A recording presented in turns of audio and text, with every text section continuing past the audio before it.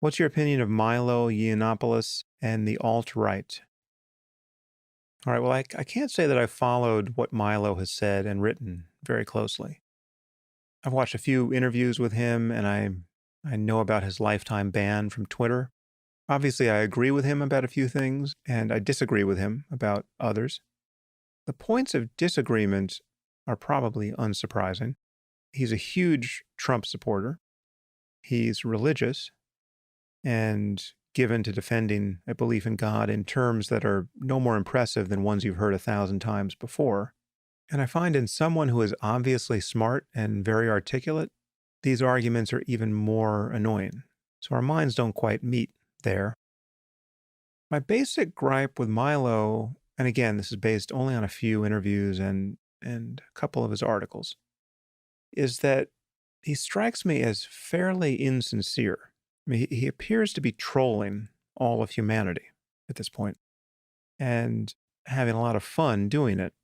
And half of what he says about social justice warriors and political correctness and Islamophobia is very incisive and amusing. But he seems to approach everything as a performance, and this leaves me wondering what he actually believes. So I don't see him as a natural ally for what I'm doing.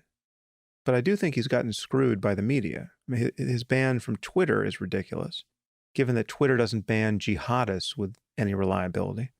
There's definitely a liberal media bias that is cutting against people like Milo, which he and his fans are appropriately outraged about. And as for the alt-right, for which Milo is the poster boy, I'm not sure I can say anything about it that is fair or useful. It seems to contain some smart people who are outraged by outrageous things, as Milo seems to be, at least some of the time.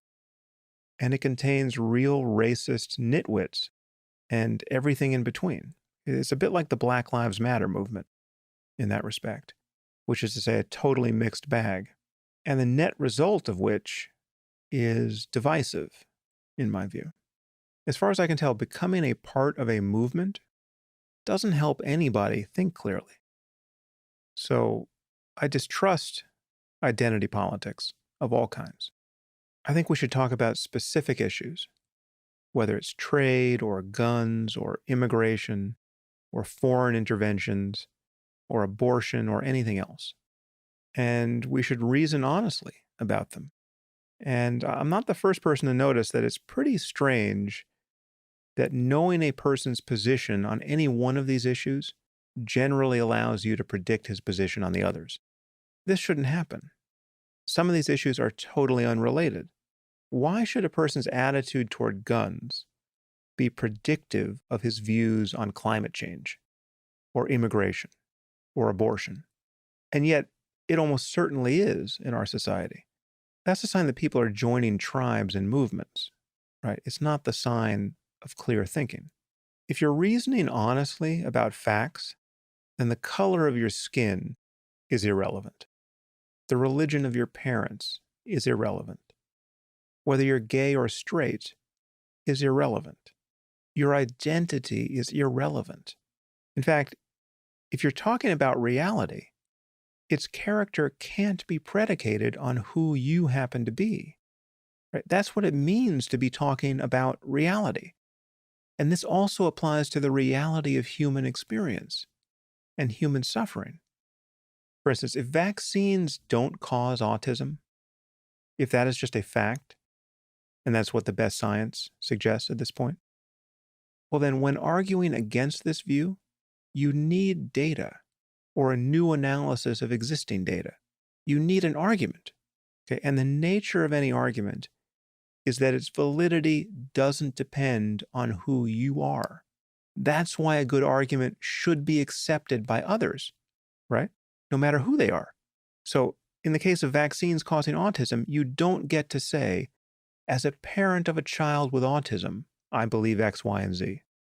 Whatever is true about the biological basis of autism can't depend on who you are. And who you are in this case is probably adding a level of emotional engagement with the issue, which would be totally understandable, but would also be unlikely to lead you to think about it more clearly. The facts are whatever they are.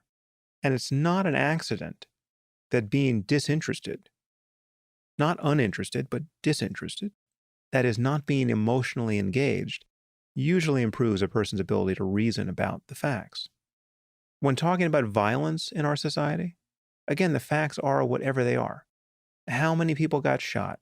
How many died? What was the color of their skin? Who shot them?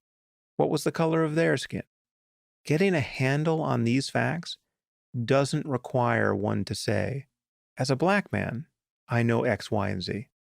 The color of your skin simply isn't relevant information. When talking about the data, that is, what is happening throughout a whole society, your life experience isn't relevant information. And the fact that you think it might be is a problem. And as you'll hear in a minute, it's a problem I recently ran into on another podcast. Now, this isn't to say that a person's life experience is never relevant to a conversation. Of course it is. And it can be used to establish certain kinds of facts. I mean, if someone says to you, Catholics don't believe in hell, it's perfectly valid to retort, actually, my mom is a Catholic and she believes in hell. Of course, there's a larger question of what the Catholic doctrine actually is. But if a person is making a statement about a certain group of people and you are a member of the group, you might very well be in a position to falsify his claim on the basis of your experience. But a person's identity and life experience often aren't relevant when talking about facts, and they're usually invoked in ways that are clearly fallacious. And many people seem to be making a political religion out of ignoring this difference. So I urge you not to be one of those people. Whether you're on the left or on the right,